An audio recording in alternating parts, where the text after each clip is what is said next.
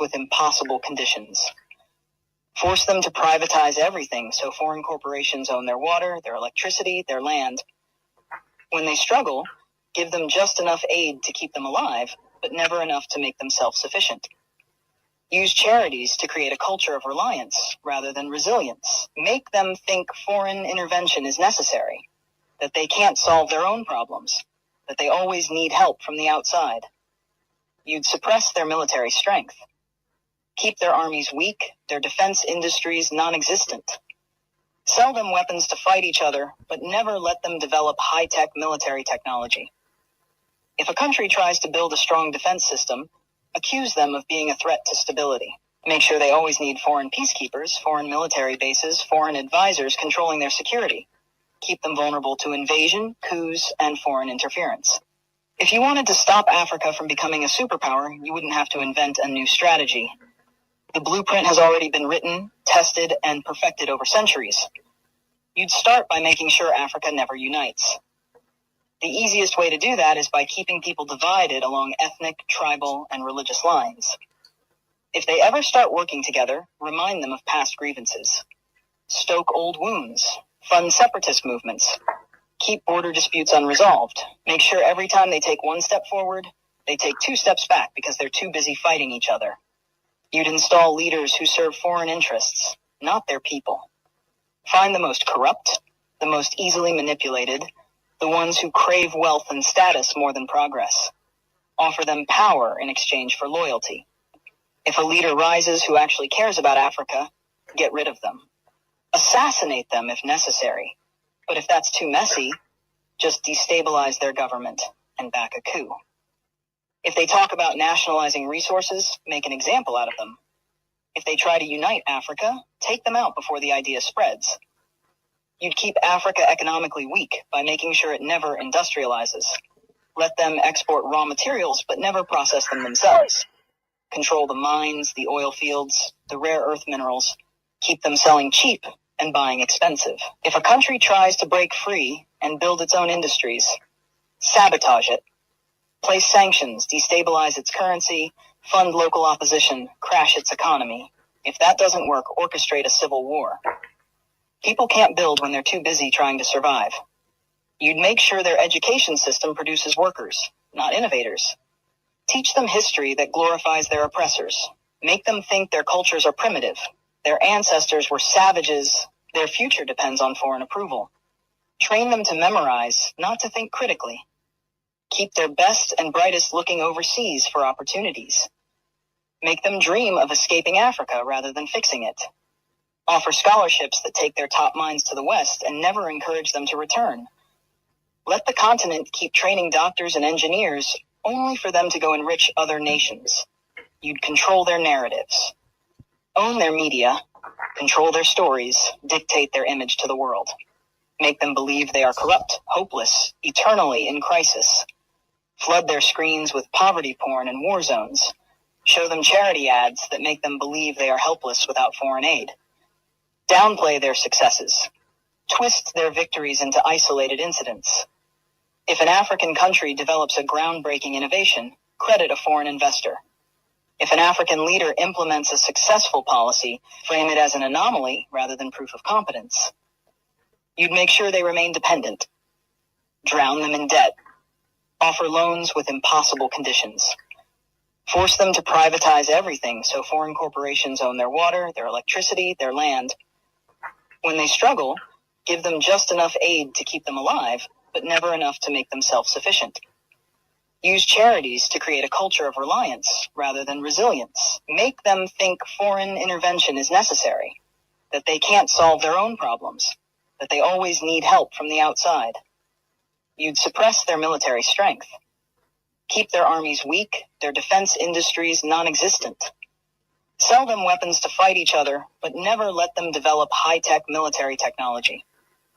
If a country tries to build a strong defense system, accuse them of being a threat to stability. Make sure they always need foreign peacekeepers, foreign military bases, foreign advisors controlling their security. Keep them vulnerable to invasion, coups, and foreign interference. The formula is simple. Divide, corrupt, exploit, miseducate, control. Keep them fighting each other. Keep them looking outside for solutions. Keep them poor, dependent, insecure. Make sure every attempt to break free is met with resistance so strong that the next generation thinks twice before trying again. This isn't a theory. It's history. The real question isn't how to stop Africa from becoming a superpower. It's how Africa can break the cycle, despite every effort to keep it down. So we heard for ourselves. This is the reality of life, and we need to work on ourselves as citizens of this land. This also happens within our own setting as Africans amongst us.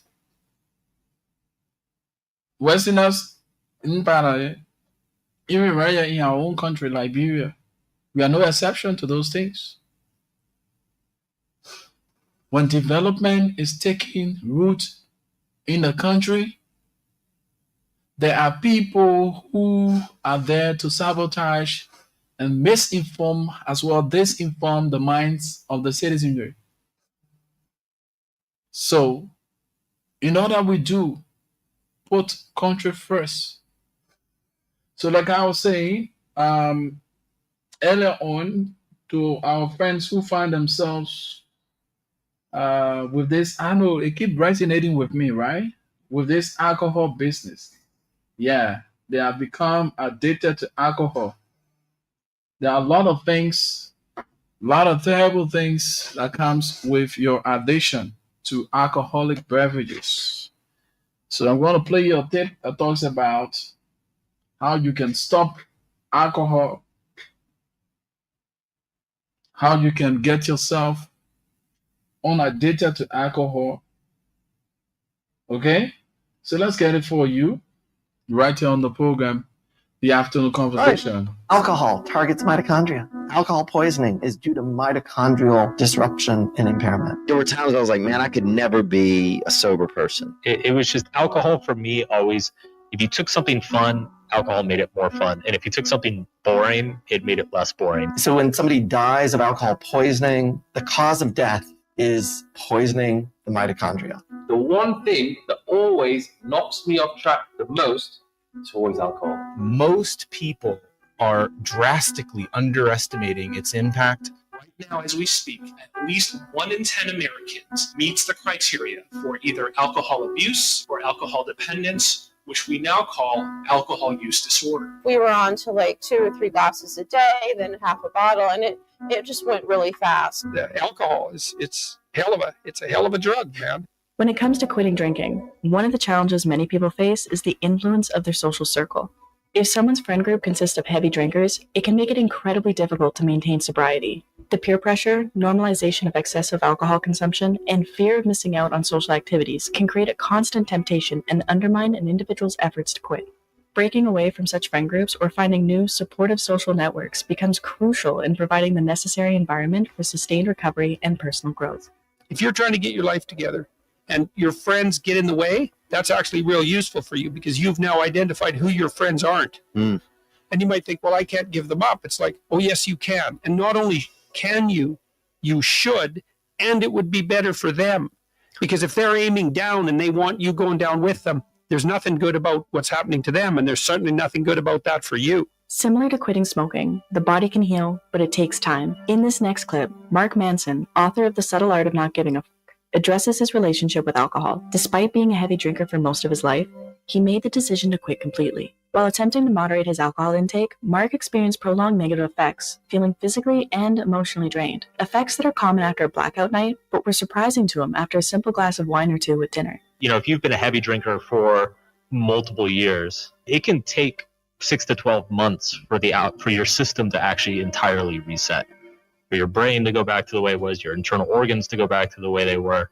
And I was like, God damn, I've been doing this basically since I was like 18, half my life, almost 2 decades. Yeah, it's incredible. It's incredible. It was, I'd say, within a few weeks, waking up with more energy, sleeping like a baby. You know, and one of the things, you know, I had cut back quite a bit before I quit completely. I'd say I'd cut back to drinking maybe 2-3 times a month. And when I drank, it was like just 2 or 3 glasses of wine. And it's funny, like I feel like something you notice when you cut back that you don't notice when you keep drinking heavily. Like when you drink heavily, you just expect to feel like shit. So when you feel like shit, you're like, oh yeah, well, of course I drank a lot. But when you drink very moderately, it actually showed me how much it affects you. Like I would go out and have 2 glasses of wine with dinner, and not only would I feel maybe 20% worse the next day, I would feel 10% worse the day after that. And that was shocking to me. I was like, whoa, this is actually, it's not about hangovers. It's about just general lack of energy and motivation on a day-to-day basis. And it lasts for multiple days. There's no hiding the fact that alcohol is a drug. It's a legal drug, accepted by society, that rakes in billions of dollars a year. It's also well known that alcohol is harmful, especially in large quantities and over long periods of time. Why do millions of people continue consuming a poisonous substance? For the most part, people consume alcohol in order to get the net effect on the brain. The overwhelming majority of people who consume alcohol, that's to help unwind or, celebrate the end of a day, or it's hard to deal with the stress at the end of the day. It's usually a mechanism to take you out of a less ideal place and bring you into a more relaxed ideal place. Alcohol really is a good drug for coping with anxiety. That's why people use it. So it does too. If you really like alcohol, it does 2 things to you. It makes you more extroverted and enthusiastic while you're on the ascending limb of the blood alcohol curve, which is why you have to keep drinking once you start. Because if you plateau, that goes away. So you got to keep drinking. Okay, so that's one thing. It makes you more enthusiastic and more full of positive emotion. And the second thing it does is reduce anxiety. Yeah. And so if you are a bit more socially anxious, and you also have that positive response to alcohol, which everyone doesn't have, by the way, then it's a great drug. But the problem is it's a great drug for the moment. Right. Right. There's consequences. Yeah, this happens when it's not great. Well, it also, alcohol is an interesting drug because it actually doesn't make people stupid. This has been tested. Like alcohol, people who are drunk will take far more risk. And you might say, well, that's because they're too stupid to understand the risk. It's like, no, they're not. If you ask them about the risk when they're drunk, they can outline it perfectly. What it stops them from doing is caring about the risk. During the healing process of sobriety, withdrawals are inevitable for people that maintained a heavy reliance on alcohol. Symptoms vary, and the intensity can often make it harder for some people to stick with it. As with smoking, those cravings are powerful and can often push people back to substance abuse to escape from the discomfort of withdrawal. Increased stress when people are not drinking, diminished mood and feelings of well-being when people are not drinking, and changes in the neural circuitry that cause people to drink even more in order to get just back to baseline before they ever started drinking in the first place. You feel uncomfortable, you feel distressed, you feel anxious and distressed, and you basically start noticing you have more cravings and urges to go back to drinking more alcohol to make these signs and symptoms get milder or go away. So basically you're self-medicating and kind of perpetuating the cycle because you don't want to feel this way and you don't want to feel this discomfort from alcohol withdrawal. Now, in milder cases, these mild signs and symptoms may go away in 1 to 2 days. In more moderate cases, it could be 3 to 5 days, okay? But bottom line is, it's these withdrawal symptoms, even though they're mild, which may continue to perpetuate somebody's drinking because they say, I don't want to feel this way. And I notice that when I start drinking, it kind of goes away. And it may just kind of continue the cycle of problematic drinking. Alcohol, unlike other nutrients, cannot be efficiently metabolized by the human body to extract energy. Instead, the body treats alcohol as a toxin, triggering a cascade of processes to eliminate it. From the moment alcohol enters the bloodstream, it affects not only the liver, but also the entire body system. It disrupts the balance of neurotransmitters, impairs cognitive function, compromises the immune system, and places strain on various organs, leading to a wide range of negative health consequences that extend far beyond the liver. When you take a step back, when you look at the big picture of life, cells in the human body are all there to perform a function, but they all need nutrients. They need nutrients to replace the parts that need to be replaced. Without nutrients, you're dead. In order to understand why cells in the human brain or body malfunction, we have to go all the way to the basics of biology, which is every living cell at the end of the day depends on metabolism or energy. And it's the only way to connect the dots. This is a gross oversimplification of nutritional biochemistry. Essentially, we can look at most of at least macro nutrition, not micronutrition, but macronutrition. In other words, the things that we consume that give us energy. And there are three primary sources of macronutrients. There are protein, fats, and carbs. And the challenge with ethanol or alcohol is that when alcohol comes into our nutritional equation, there's nowhere for it to go. The liver is responsible for detoxifying the alcohol that we ingest. Could it really be? Could it really just be that the last thing to go is the alcohol, that it could be that impactful? I dare you to try. This is so profound, We're telling you about the danger of the continuous intake of alcohol. So now, like we said initially, we're going to tell you about the benefits of drinking water, common water, the water that is, around us here. It's important that we drink water every day. It has a lot of benefits to our health. So we'll be getting you the 8 benefits of drinking water. Yeah. We'll be telling you how important it is for you to drink water. What it does to the body. When you drink, what happens? When you drink water, not alcohol, when you drink water, ordinary water, what happens to the body? The benefits it has on the body. So let's get this clip quickly, this audio for you to listen. And full of electrolytes. Coconut water can help your heart and kidneys stay healthy, keep your blood sugar in check, and keep you hydrated after an exercise. In addition to being tasty and full of electrolytes, coconut water can help your heart and kidneys stay healthy, keep your blood sugar in check, and keep you hydrated after an exercise. In addition to being tasty and full of electrolytes. So that's the benefit of coconut water, but we're talking about the real, ordinary water we got around here. Yes, what benefit it has on the body. You need to be hydrated. Yeah, drink enough water. The human body is made up of around 60% water, and maintaining that level is essential for our health. Water creates the environment needed for our body to function and work the way that helps us do our best. To maintain it, experts recommend drinking around 2 liters of water every day. The general rule is to drink 8 8-ounce glasses of water, called the 8x8 rule. Let's look at some benefits that we can get by taking a healthy amount of water each day. Maximized physical performance. Maintaining the water levels inside the body is key to maximizing physical performance. Dehydration takes hold when the body loses around 2% of its water. Athletes, on the other hand, can lose from 6 to 10% of water due to sweat and exertion. Loss in water can make you lose weight, impair temperature control, increase fatigue, and reduce motivation. Moreover, staying hydrated can help reduce oxidative stress inside the body.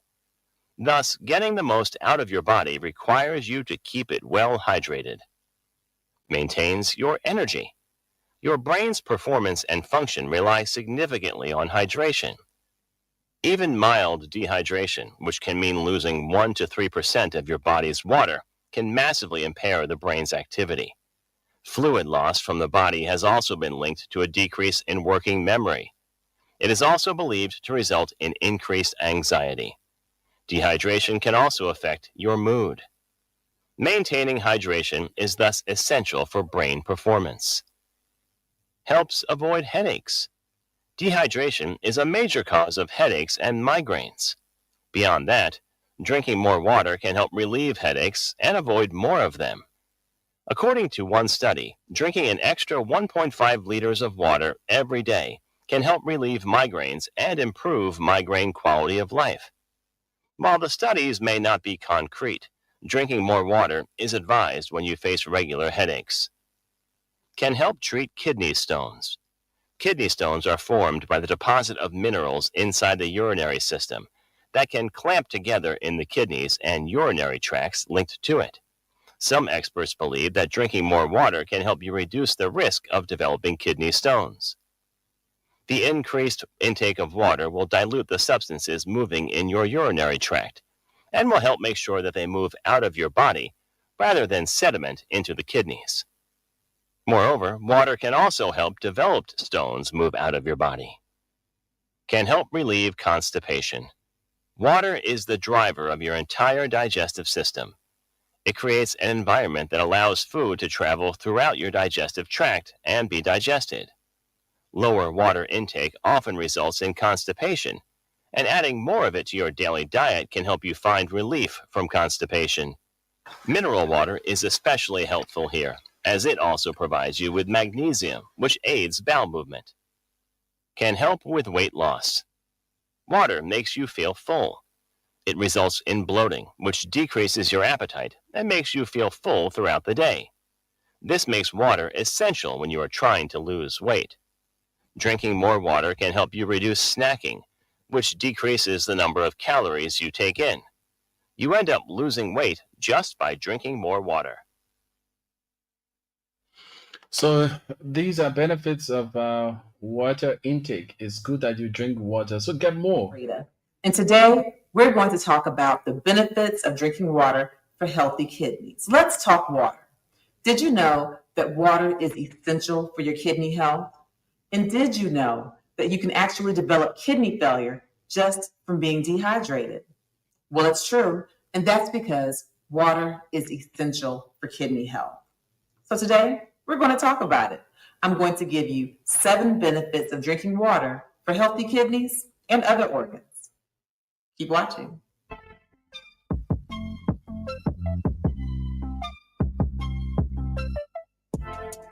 I'm Dr. Frida. I'm a medical doctor who has been triple board certified in nephrology, which is the study of the kidney, internal medicine, and pediatrics. And today we're going to talk about the benefits of drinking water for healthy kidneys. Now, you would be shocked to know how many patients I have actually diagnosed with kidney failure just from being dehydrated. It's true. Now, the good thing is that when I'm able to make that diagnosis early on, oftentimes the kidney failure is reversible.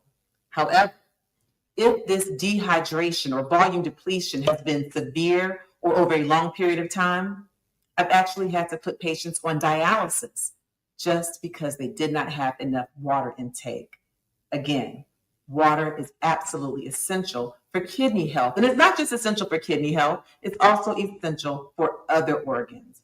Every cell, every tissue, every organ in your body needs water in order to function properly. You see, the human body is made up mostly of water, about 60 to 70%. You need water to eliminate waste properly. You need water to maintain a good blood pressure. You need water in order to have a good circulation. You need water to lubricate your joints. You need water. And so that's what we'll be talking about today, the benefits of drinking water for kidney health and your other organs as well. So here's the magic question. Exactly how much water should you be drinking a day? Well, there's no one-size-fits-all answer to that question because the amount of water intake that's right for you depends on multiple factors, including your age, your physical activity, how much you sweat, how much urine you make, how heavily or quickly you breathe. And so it really varies from person to person, and you should consult your physician to find out how much water you should be drinking. But just to give a general answer to that question, according to the United States Academy, taking in 15.5 cups of water a day, or about 3.7 liters, and the average woman should be taking in about 11.5 cups of water per day, or 2.7 liters. Now, that being said, while most of your water intake will come from drinking, about 20% of your water intake comes from the foods that you eat, especially really watery foods like spinach or watermelon. So if you think about just in terms of drinking, then you can round that number off to about 3 liters a day for most people, or anywhere from 2 to 3 liters. And so if you think about it in terms of a typical water bottle, so a typical water bottle is about 16 ounces. So you should be drinking on average anywhere from 4 to 6 16-ounce water bottles a day. But again, how much water is right for you to take in depends on you as an individual. So be sure to consult with your physician. Now, one very important point is that for some people, they should not be drinking that much water. In fact, if you have certain chronic medical conditions, you may actually have to restrict your water intake. For example, if you have kidney failure or end-stage renal disease, end-stage kidney disease, then you may have to limit the amount of water that you take in. Same thing with congestive heart failure or chronic lung disease. With some of these medical conditions, you may actually need a water restriction. So again, you must talk to your doctor. Now, another question I get a lot is, can you drink too much water? And the answer is yes. Now, if you are a healthy person with normal kidney function, it's a little more difficult to do, but it is possible. You can take in too much water and actually dilute your blood and get a condition called hyponatremia, or low salt in the blood. If this happens, then it can lead to lethargy or extreme tiredness. It can lead to brain swelling and even death. So again, you have to be careful and you have to keep the conversations going with your physician. So how do you know if you are actually drinking enough water? You may be watching this and thinking, I never feel thirsty. My skin is smooth and hydrated. I drink enough water. But how do you know? Well, there are certain hints that you can get from your body, certain symptoms. If you are drinking enough water, then you should be using the restroom. You should be urinating pretty frequently, maybe 7 to 10 times a day, or making about 1.5 liters of water a day. Also, your urine should be almost colorless or a very pale yellow if you're getting enough water. So how do you know if you're not drinking enough water? Well, you can certainly feel thirst, but quite honestly, by the time you feel the sensation of thirst, you're probably already behind. You're already dehydrated. So you want to stay on top of things and stay hydrated so you don't even get to the point of feeling thirst. Other hints or symptoms that may let you know that you're not drinking enough water is your urine. If your urine becomes dark colored or an amber color, you may be dehydrated. Also, you can get a headache or maybe a fast heart rate or tachycardia. You may even just feel really, really tired or low energy. So there are hints to not drinking enough water. But again, you want to make sure that you stay ahead of the game, you stay hydrated, because there are so many benefits of drinking water for your kidney health. Be sure to watch my YouTube video on 10 ways to keep your kidneys healthy after you're finished watching this video. Now, for the 7 benefits of drinking water for healthy kidneys and other organs. Number 1, drinking water can prevent kidney failure. As I mentioned, I have actually had to put patients on dialysis due to severe volume depletion or severe dehydration. What happens is that when you don't have enough water in your system and the kidneys feel as though they are dehydrated, you develop a condition called pre-renal azotemia. If that water intake is not resolved right away, then that pre-renal azotemia can progress and take you to a condition which leads to a kidney failure that can cause you to make decreased or no urine and have other issues as well, even outright kidney failure that requires dialysis. So drinking water helps to prevent kidney failure. Number 2, it helps to prevent kidney stones. And let me tell you, kidney stones are something you do not want to be a part of. It's a very painful and unpleasant experience from what my patients tell me. And here's why.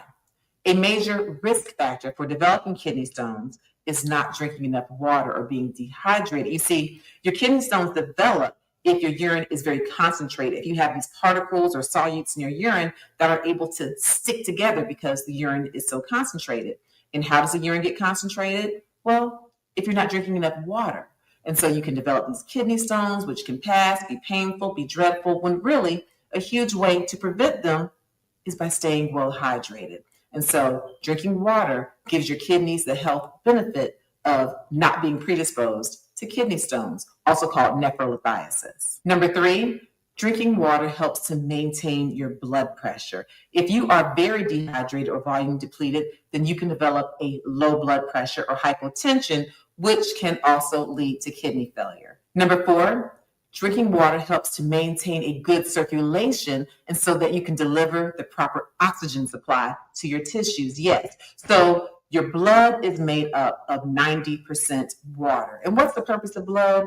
Well, blood has these red blood cells, which are these little donut-shaped cells, and they actually are your body's carriers of oxygen. Yes, they're like little cars that carry oxygen to all of your tissues. So when you have enough water in your system, then your circulation is able to flow and you have a better chance of getting all of your tissues, your organs, properly oxygenated. If you're dehydrated, however, then you can have a sluggish circulation. Number 5, Drinking water can help to regulate your digestion. Yes. In order for you to have a good digestion and to have nice, normal bowel movements and not have constipation, you also need to be well hydrated. Number 6, weight loss. Now I know you're listening. Drinking water can give you the health benefit of promoting weight loss. You see, when you stay hydrated, especially if you drink your water before your meals, then that helps you to get full faster, and it helps you to eat less and to prevent overeating. The other thing about drinking water that can help to promote weight loss is that water has no calories. And so if you're drinking water, instead of drinking sweet drinks that have a lot of sugar or sodas that have a lot of sugar, then you're going to decrease your caloric intake. And this can help with weight loss. Maintaining a healthy weight and not being a person with obesity also indirectly helps to prevent kidney failure, because obesity is a risk factor for kidney failure. Number 7, drinking water can help to lubricate your joints. And who doesn't want lubricated joints? You see, the cartilage that's in between your bones and in between your backbones is made mostly of water, 80%. And so when you're well hydrated, that helps you to move more, and it helps to absorb the shock, and so you don't have as much joint pain. Now, how does this help your overall health? Well, number 1, you have a higher quality of life when you're not walking around with a lot of joint pain, and you're able to exercise more when you have nicely lubricated joints and you're able to move. And so again, this is a way that drinking water can help your overall health. Be sure to watch my YouTube video on 10 healthy habits for a better you and a better life once you're finished watching this video. Now I want to touch on bottled water. Oh my goodness, I get this question quite a bit. I have people coming in with these very, very, very expensive and fancy bottles of water, wanting to know if drinking that water will be the key to having great kidney health. So let me talk about it for just a bit. Now, you do not have to drink bottled water to be healthy. You can drink tap water, especially if you are in a part of the world where that tap water is regulated, it's not contaminated, and it's safe. Tap water is actually regulated by the EPA. Unfortunately, there are some areas of the world and areas of the country where the water can be contaminated or have high lead. One thing you can do is invest in a water filter to make sure that your tap water is clean. But as for bottled water, most definitely bottled water is very convenient. You're able to grab those bottles of water and take them wherever you need to take them and drink. So that's certainly a benefit. Also, having bottled water can certainly help in times of natural disaster where perhaps there's an emergency and you have no running tap water. The bottled water tends not to expire. Other positives or benefits from drinking bottled water is that their decontamination systems and their filtration systems tend to be very controlled. And you're able to look or research, and you can find out if they're using an ionization system or if the water is filtered through natural rocks. You're able to look and investigate to see if there are certain additives in the water, such as electrolytes. And here's one point. For some water that has a lot of electrolytes added, if you are someone who has kidney failure or chronic kidney disease or some other issue that has your electrolytes where they're not naturally balanced, then you have to be careful because, for example, if you have kidney failure, you don't want to drink a water that has potassium added because most patients with kidney failure have a potassium restriction. So that's something to be very careful of when you're researching your bottled water. Also, some waters may be infused with calcium, magnesium. If you're a person who has hypercalcemia or high calcium in your blood, you don't want a water that has extra calcium. My point is you have to be careful of the bottled water that you are drinking. Alkaline water, that's something that has been very, very popular. You have certain waters that have a pretty high pH, meaning that they're very alkaline. They may have a pH of 9.5 or higher. Now, if you have normal functioning kidneys, then your body is going to regulate and you're going to have a good pH balance where you don't necessarily need alkaline water. If you are someone who is acidic, if you have metabolic acidosis, then perhaps the alkaline water will be helpful to you. Again, consult with your physician. My point is, alkaline water is not necessarily for everyone, and so you want to do your research, talk to your doctor, and find out if it's right for you. The other thing you want to do when thinking about the bottled water that you're drinking is find out the carbon footprint. Find out if the bottles are recyclable or if they're going to contribute to the litter on the earth and climate issues. Find out if the bottles have BPA or certain toxins or substances that may be in the water that you drink. And remember that tap water tends to have fluoride in it, and sometimes the bottled water does not. So you want to do that research. The point is that there is no one best bottled water for everyone. You want to do your research and find out which bottle of water is right for you. And you don't have to have bottled water to be healthy. I, for one, I love bottled water, but I don't necessarily have to have the most expensive bottle of water with the fanciest bottle. No, I can run right around the corner to the grocery store, get myself some cases of very inexpensive water, and it's convenient. I can keep it at work, I can keep it at home, I can have it in my car, and I can keep it stored in case of natural disasters. If you found this information on the benefits of drinking water for healthy kidneys and other organs to be helpful, please be sure to like this video and to share it with the people you care about. So I care about you. That's what I thought it was to play this, because a lot of us have bad drinking habits. Yeah, we don't drink water. Yeah, so thanks to Dr. Frida for the 7 benefits of drinking water for healthy kidney. Yeah, drinking water, it helps your kidney to function well and other organs in the body.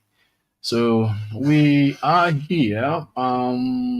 Should we open the lines just for 5 minutes and then wind down the curtains? Yes, indeed.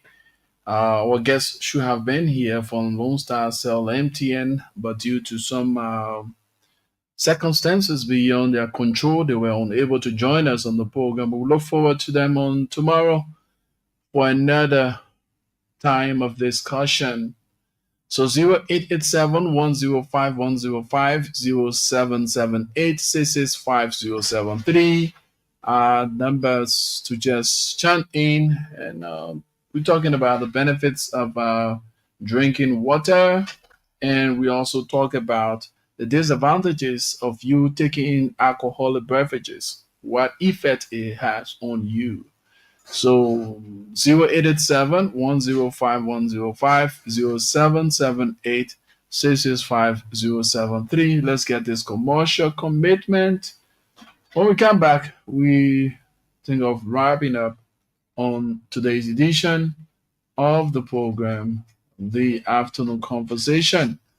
My name is Rufus. I'm here, you are there, and together we say a team works supportive on this radio. Love FM 105.1.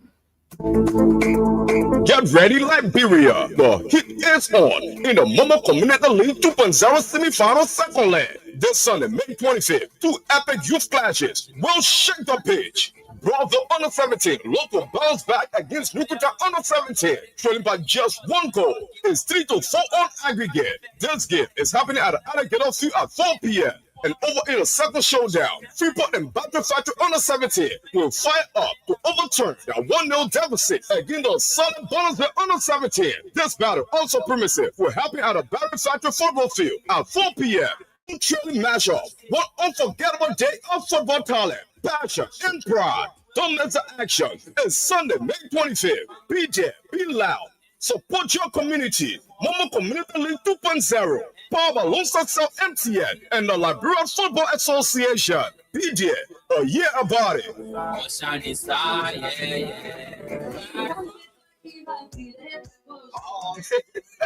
If you want extra small money for the things that you're not expecting, let me tell you about Momo Loan. It's fast and easy way to be free with money problem. Momo Loan, the new way of taking care of things when you not get money. The first thing you got to do is to register.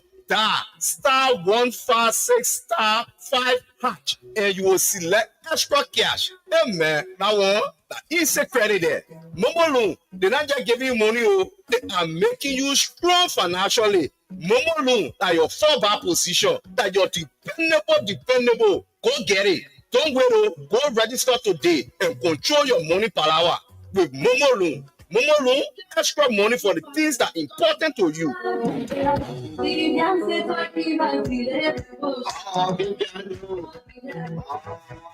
Yeah, I guess you need a little extra cash for those unexpected expenses. Introducing Momo Loan, your quick and easy solution to financial freedom. Momo Loan is your cash flow, extra cash when you need it, offering users quick financial support for things that truly matters. It's simple. First, you gotta register. Just dial *156 *5# star and select extra cash. And remember, with Mama Loan, we are not just giving you cash. We are empowering you with knowledge for a brighter financial future. Mama Loan is your cash flow. Extra cash when you need it. Let's go. So don't wait. Get started today and take control of your finances with Mama Loan. Mama Loan, extra cash for the things that matter. So many thanks to all of you for your listening role and those who follow us via our live feed. The invitation is yours to John Fanfoma and John Kessett on tomorrow for another time of discussion here on the Afternoon Conversation. My name is Rufus Divan Cannon. I lead you not to follow. First among equals, of course, I'm destined for greatness. I'm here Tuesdays and Thursdays on the program, The Positive Show, and that of the Afternoon Conversation. So have yourselves a wonderful and God bless day for the rest of our broadcast. I'm leaving you with the lady, Jamelia Murphy, and she called this one Envious.